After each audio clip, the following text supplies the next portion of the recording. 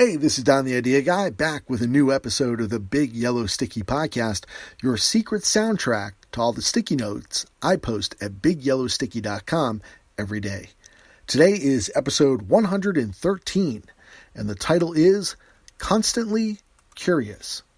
The note reads, Curious people are constantly curious about what comes next. Here's the story behind the sticky. Curious people wonder about a lot of things. But one of the most wonderful things to wonder about is what comes next.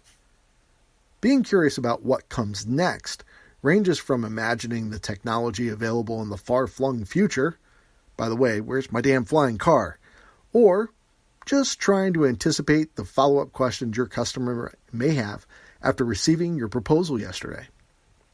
Being curious about what comes next doesn't have to be about predicting the future, but it could be. Having ideas about what comes next better prepares you for the next steps with your clients, your career, your work, and your personal goals. Thinking about what comes next allows you to consider multiple scenarios with multiple outcomes.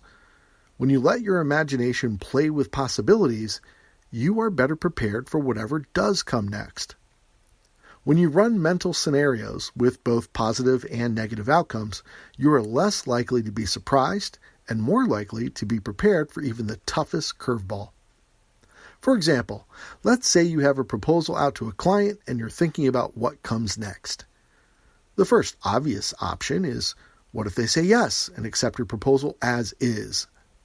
What comes next is, they'll probably want to know when they can have their completed project, right? So, you should have an idea about your current production schedule and an estimated completion date. If it's a project where you need input and materials from the client, then you should be prepared with a list of items and when you need them in hand, because a checklist like this would be what comes next. The second obvious option would be that the customer would want to negotiate aspects of your proposal.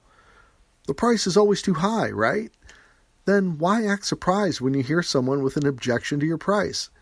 It's amazing how many salespeople act like it's the first time they've ever heard that objection and are positively stumped by it. They don't know what to say next.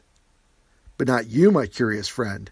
You were prepared with at least 3 different ways to counter that objection because you took some time to think about what comes next. Thanks for tuning in to this episode of the Big Yellow Sticky Podcast. If you'd like to receive a free update every time new content is posted, just go to BigYellowSticky.com and click on the Get Sticky link.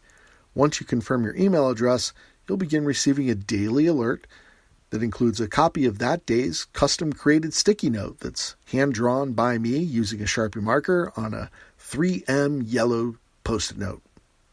Your email will also include a link to the secret audio file that gives you the story behind the stickies that goes with each one of the yellow sticky notes I post this year, just like the story you heard today in this episode.